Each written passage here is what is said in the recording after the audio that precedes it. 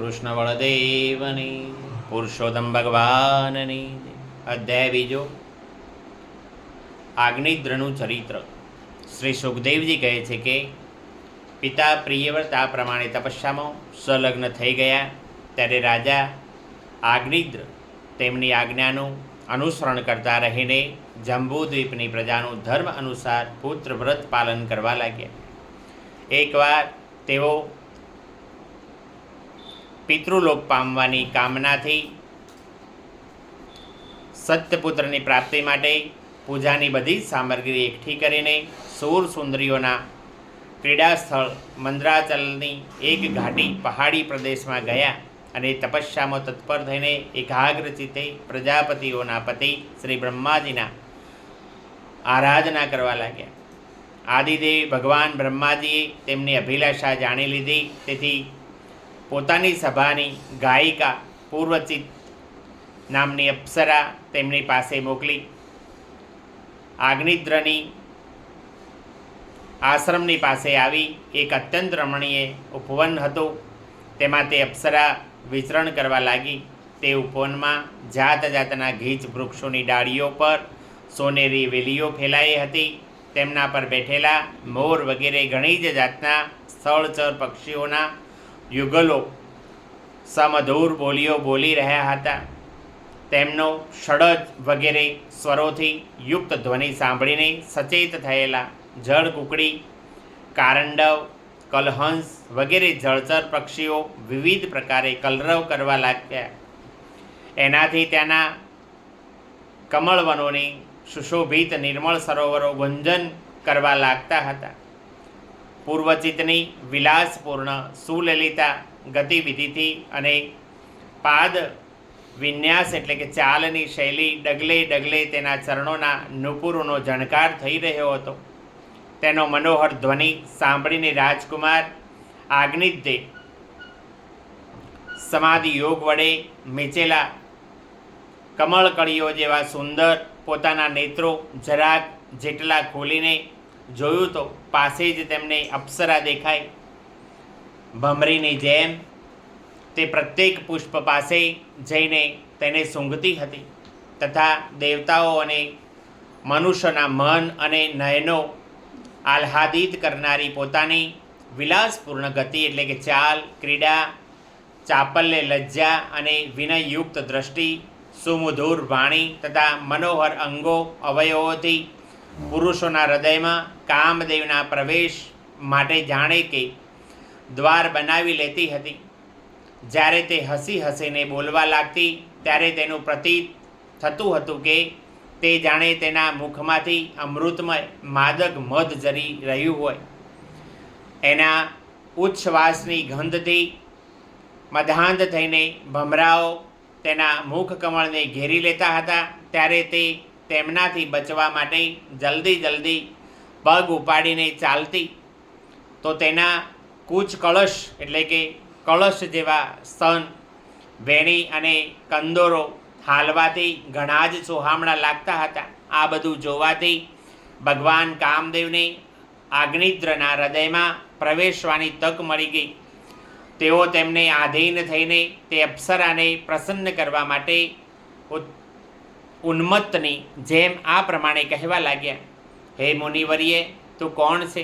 આ પર્વત પર તું શું કરવા ઈચ્છે છે? તું પરમ પુરુષ શ્રી નારાયણની કોઈ માયા તો નથી ને? ભવા તરફ સંકેત કરીને મિત્ર તે દોરી પ્રત્યંચા વિનાના આ બે ધનુષ શા માટે ધારણ કર્યા છે? એમનાથી શું તારું પોતાનું કોઈ પ્રયોજન છે કે પછી આ સંસાર અરણ્યમાં મારા જેવા મત મૃગોનો શિકાર કરવા ઈચ્છે છે? નેત્ર કટાક્ષો તરફ સંકેત કરીને તારા આ બે બાણ તો ઘણા જ સુંદર અને તીણા છે. અહો, એમાં કમળદલની પાંદડીઓ છે. દેખાવમાં ઘણા શાંત છે અને છે પણ પીંછા વિનાના.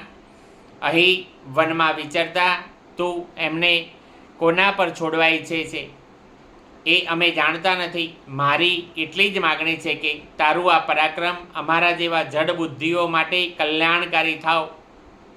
ભવા તરફ જોઈને હે ભગવાન, તારી ચારે બાજુએ આ જે શિષ્યો અધ્યયન કરી રહ્યા છે તેઓ તો નિરંતર રસયુક્ત સામ ગાન કરતાં કરતાં જાણે ભગવાનની સ્તુતિ કરી રહ્યા હોય, અને જેમ ઋષિઓ વેદની શાખાઓનું અનુકરણ કરે છે તેવી જ રીતે આ બધા જ તારા ચોટલામાંથી ખરાયેલા પુષ્પોનું સેવન કરી રહ્યા છે.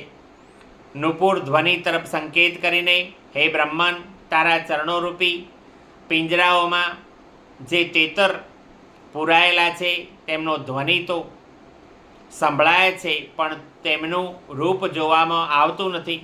કરધની સહિત પીળી સાડીમાં અંગની કાંતિ ઉત્પ્રેક્ષા કરે છે. તારા નિતંબો પર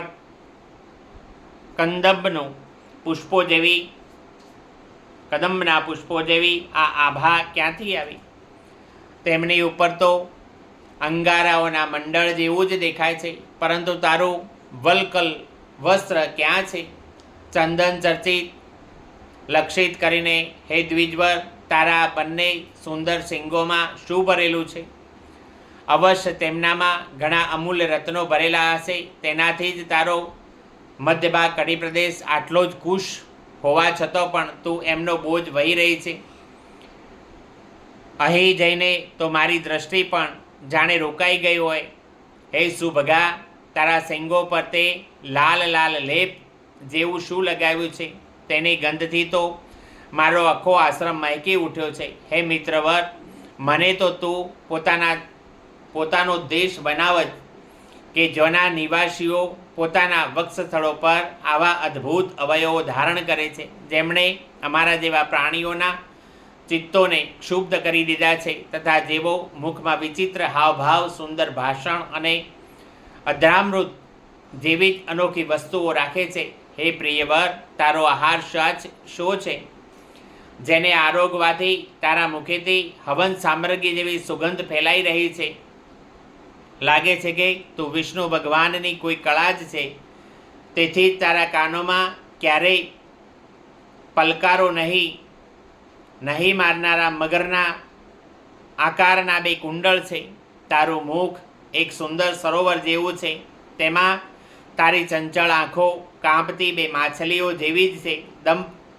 દંતપક્તિઓ હંસો જેવી અને વાકડિયાળી કેશ લટાઓ ભમરાઓ જેવી શોભાયમાન છે.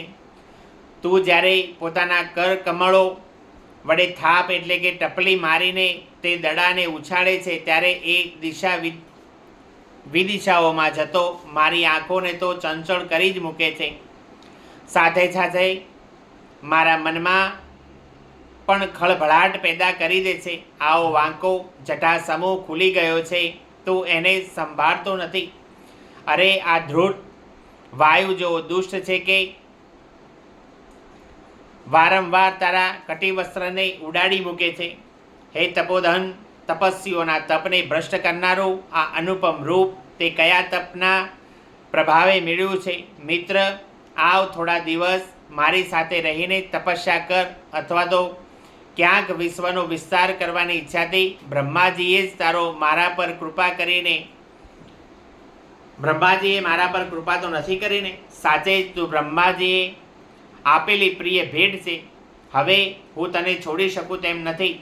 તારામાં તો મારા મન અને આંખો એવા અટવાઈ ગયા છે કે અન્યત્ર જવા છતાં ઈચ્છતા જ નથી. હે સુંદર શિંગોવાળા, તારું જો જવાનું મન હોય, મને પણ ત્યાં જ લઈ જા.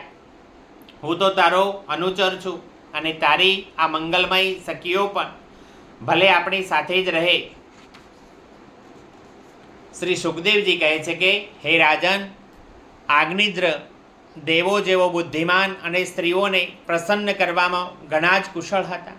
તેમણે આ પ્રકારની રતિ માધુર્યપૂર્ણ મીઠી મીઠી વાતોથી તે અપ્સરાને પ્રસન્ન કરી દીધી. વીર સમાજમાં અગ્રગણ્ય આગ્નિદ્રની બુદ્ધિ, શીલ, રૂપ, અવસ્થા, લક્ષ્મી અને ઉદારતાથી આકર્ષાઈને તે અપ્સરા જંબુદ્વીપના તે અધિપતિની સાથે કેટલાક હજાર વર્ષો સુધી પૃથ્વી અને સ્વર્ગના ભોગ ભોગવી રહી. ત્યારબાદ નૃપશ્રેષ્ઠ આગ્નિદ્રે તેના ગર્ભથી નાભી, કિપુરુષ, હરિવર્ષ, ઇલાવૃત, રમક્ય, હિરણ્યમય, કુરુ, ભદ્રાશ્વ અને કેતુમાલ નામના 9 પુત્રો ઉત્પન્ન કર્યા. આ પ્રમાણે 9 વર્ષોમાં પ્રતિવર્ષ એકના ક્રમથી 9 પુત્રો ઉત્પન્ન કરીને પૂર્વચિત તેમને રાજભવનમાં જ છોડીને શ્રી બ્રહ્માજીની સેવામાં હાજર થઈ ગઈ. આગ્નિદ્રના આ પુત્રો માતાના અનુગ્રહથી સ્વાભાવિક જ સુડોળ અને સરળ શરીરવાળા હતા. આ અગ્નિદ્રે જંબૂદ્વીપના વિભાગ કરીને તેમના જ જેવા નામવાળા 9 વર્ષ ભૂખંડ દેશ બનાવ્યા અને તે એક એક પુત્રને સોંપી દીધા. ત્યારે તે બધા જ પોતપોતાના દેશનો રાજ ભોગવવા લાગ્યા. મહારાજ આગ્નિદ્ર રોજ ભોગો ભોગવતા રહ્યા, છતાં પણ તેમનાથી અતૃપ્ત જ રહ્યા. તેઓ તે અપ્સરાને જ પરમ પુરુષાર્થ સમજતા હતા. તેથી તેમણે વૈદિક કર્મો વડે જ તે લોક પ્રાપ્ત કર્યો કે જ્યાં પિતૃઓ પોતાના સુકૃતો એટલે કે પૂર્ણ કર્મો અનુસાર જાત જાતના ભોગોમાં મસ્ત રહે છે. પિતા પરલોક સિધાવી ગયા ત્યારે નાભી વગેરે 9 ભાઈઓએ મેરુને, મેરુદેવી, પ્રતિરૂપા, ઉગ્રદ્રષ્ટિ, લતા, રમ્યા, શ્યામા, નારી, ભદ્રા અને દેવવીતી નામની 9 પુત્રીઓ સાથે લગ્ન કર્યા. 5મા સ્કંદ અંતર્ગત આગ્નિદ્ર વર્ણન નામનો 2જો અધ્યાય સમાપ્ત. શ્રી કૃષ્ણ બળદેવની, પુરુષોત્તમ ભગવાનની.